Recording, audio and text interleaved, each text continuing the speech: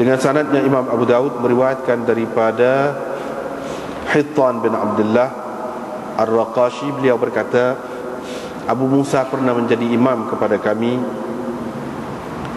Apabila dia duduk di akhir sembahyangnya, ada seseorang di antara yang ramai-ramai itu berkata, aqarratis salatu bil birri waz zakah. Sembahyang telah memperakui kebajikan, kebaikan dan zakat.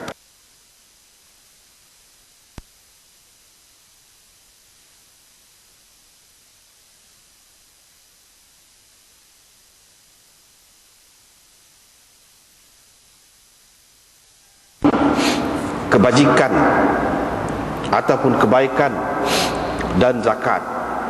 Falamman fatala Abu Musa, bila Abu Musa selesai bersembahyang, dia menghadap orang ramai, lalu berkata, siapakah yang mengucapkan ataupun yang berkata begini-begini? Semua orang diam. Dia bertanya lagi, siapakah yang berkata begini-begini? Semua orang diam. Qala, beliau berkata, mungkin engkau, hai Hittan, yang kata. Qala, perawi berkata, yani Hittan, ma qultuha, saya tidak kata. Sebenarnya saya takut engkau akan mencela aku. Kerananya, perawi berkata, yani Hittan, faqala rajulun lahu minal qaum. Selepas itu salah seorang daripada sekian ramai jemaah yang hadir itu berkata, sayalah yang mengucapkannya, sayalah yang mengatakannya, dan saya tidak bermaksud dengan berkata begitu selain daripada kebaikan. Abu Musa al-Asy'ari pun berkata, tidakkah kamu tahu bagaimana sepatutnya kamu mengucapkan, bagaimana kamu ucapkan yang sepatutnya mengucapkan di dalam sembahyang kamu?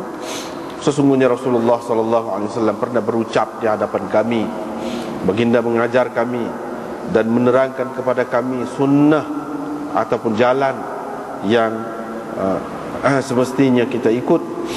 Nabi SAW mengajar kami bersembahyang dengan mengatakan, apabila kamu mahu bersembahyang, maka kamu perbetulkanlah saf-saf kamu. Kemudian hendaklah salah seorang daripada kamu menjadi imam. Apabila imam telah bertakbir, barulah kamu bertakbir. Apabila dia membaca ghairil maghdubi alaihim dan seterusnya, kamu kata amin. Nescaya Allah akan menerima apa di permintaan kamu itu. Wa idza kabbara, dan apabila imam bertakbir, wa raka'ah, dan rukuk selepas takbir itu, kamu bertakbirlah dan rukuklah. Kerana imam rukuk sebelum kamu dan mengangkat, yakni mengangkat kepalanya sebelum kamu. Rasulullah sallallahu alaihi wasallam bersabda, fatilka bitilka, itu kerana itu, yakni lewat kamu untuk turun rukuk itu, untuk rukuk itu kerana tilka, yakni lewat kamu angkat kepala, jadi daripada rukuk. Gitulah maksudnya. Wa idza qala, dan apabila imam berkata sami'allahu liman hamidah, maka kamu ucapkanlah Allahumma rabbana lakal hamd. Nescaya Allah akan mendengar pujian kamu, kerana sesungguhnya Allah Azza wa Jalla telah berkata melalui lidah nabinya, sami'allahu liman hamidah, Allah mendengar orang yang memujinya. Dan apabila imam bertakbir dan bersujud, kamu bertakbir dan sujudlah. Kerana imam bersujud sebelum kamu dan mengangkat kepala sebelum kamu, Perawi berkata, Rasulullah sallallahu alaihi wasallam bersabda, fatilka bitilka, itu kerana itu. Jadi kamu lewat bersujud itu ialah kerana kamu lewat mengangkat kepala daripada sujud.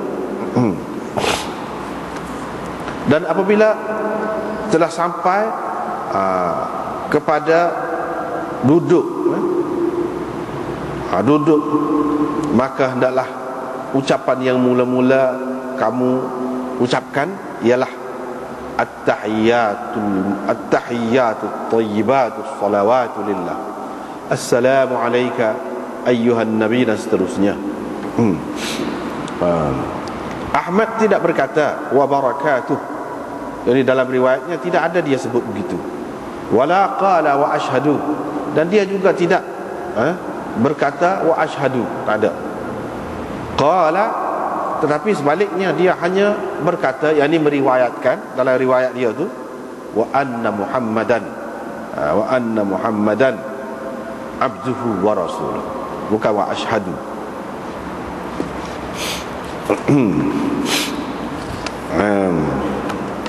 Jadi hadis ini masih lagi kita di dalam bab tasyahud, di dalam bab tasyahud.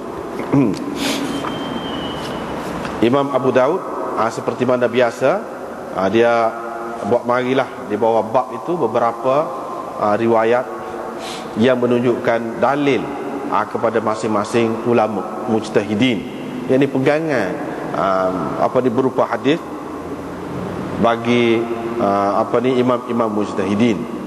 Jadi hak sebelum ni itu pegangan Ibnu Mas'ud di kalangan sahabat. Kemudian hak kemudian ini Imam Abu Hanifah, Imam Ahmad dan lain-lain lagi. Bahkan kita sudah bincang dahulu, kebanyakan ulama, hak lebih ramai jumhur ulama pegang hak tu. Dan mereka mengatakan dari segi hadisnya yang paling kuat ialah hak kita baca baru ni, iaitu riwayat Ibnu Mas'ud. Ini pula Abu Musa al-Ash'ari pula, riwayat tasyahud daripada Abu Musa al-Ash'ari pula. Ada beza sikit saja.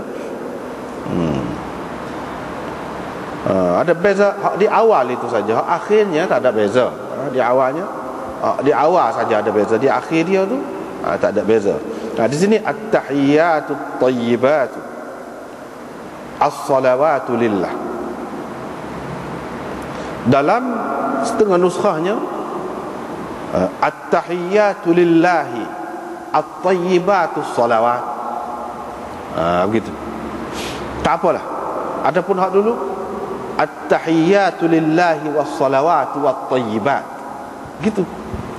Itu bezanya. Itulah hak maksud daripada hadis yang Imam Abu Daud mari ni. Tapi di awal dan di celah-celah tu banyaklah pengajaran yang lain, iaitu kita dapati dalam hadis ini,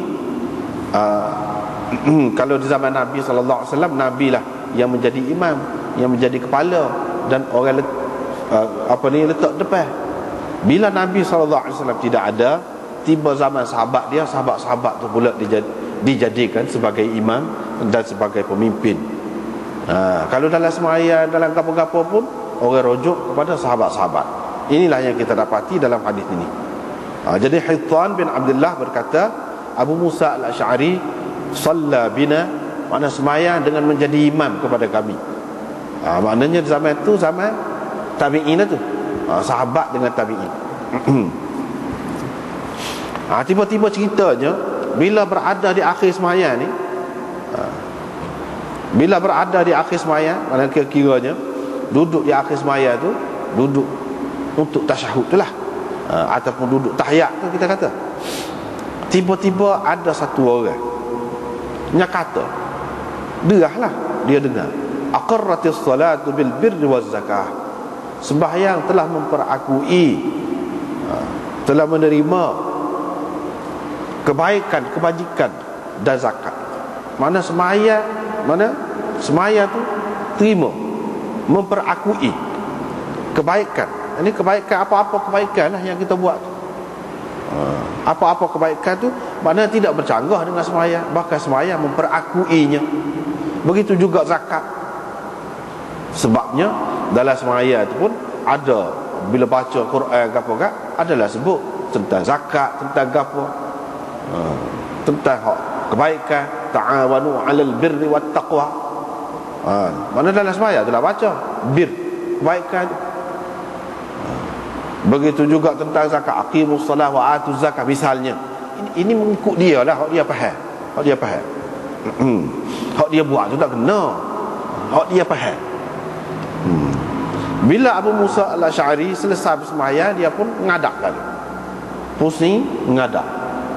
Orang ramai. Dia kata, siapa kata lagu tu tadi? Dia senyap. Tanya pula, siapa kata lagu tu tadi? Dia. Dah dia ni, dia kenal sikit lah Hitan ni, Abu Musa al-Asy'ari. Kamu Hitan, takut mu yang kata. Hitan tu pun kata, tak, saya tak kata. Sayanya tak, mana jahil lebih kurang juga, lebih kurang juga dengan dia, tapi saya takut, kata takut marah pula kata dia. Jadi saya tak kata dia. Dalam duduk gitu tu, tiba-tiba mengakulah satu orang. Dia kata saya hak kata, tapi sebenarnya saya tidak ada maksud tak molek. Maksud molek saya. Gitu maknanya jahil lah. Jahil lah. Abu Musa al-Asy'ari pun berucaplah kira-kiranya, bagi penjelasan.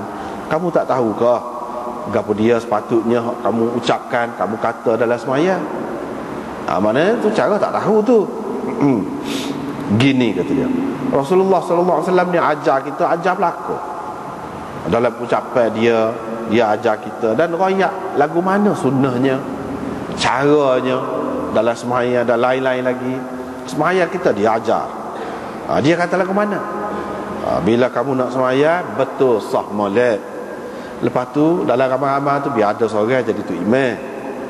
Bila tu imam takbir, baru kamu takbir. Maknanya dia ajar belaka. Jadi hak dalam hak dia ajar tu tak ada mu kata tadi. Maknanya gitulah kira-kiranya, tapi dia tak kata gitu. Cara beraluh lah, cara beraluh. Kira-kiranya hak dalam hak dia ajar ni tak ada. Hak kamu kata tu tak kena, dan kita tak boleh ngada-ngada dalam sembahyang ni, walaupun dengan maksud baik, tak boleh, kecuali apa yang dibenarkan sahaja. Bila dia baca ghairil maghdub, bila dia takbir, takbirlah kamu. Takbirlah kamu.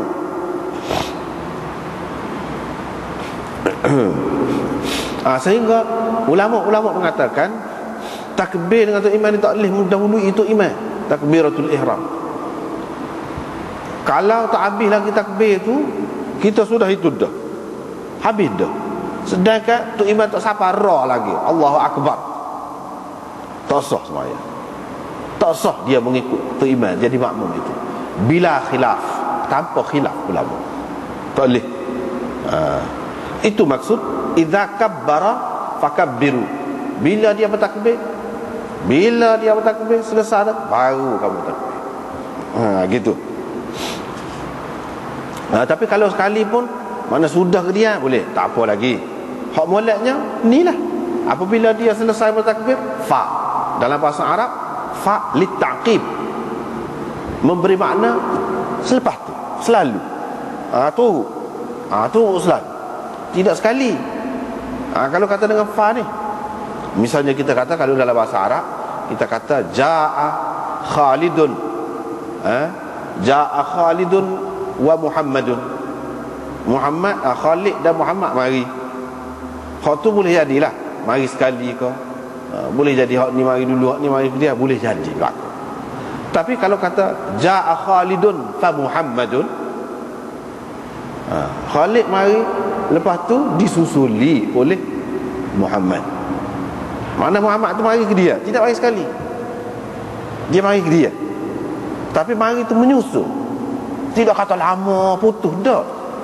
Pas mari apa, waktu mari. Kalau masuk, waktu masuk dulu, lepas tu waktu pula masuk, pas pada tu selalu. Tapi kalau kata jaa Khalidun thumma Muhammadun, kemudian di bahasa Arab ni lama putus tu, bukan selalu, bukan menyusuli, orang kata tidak.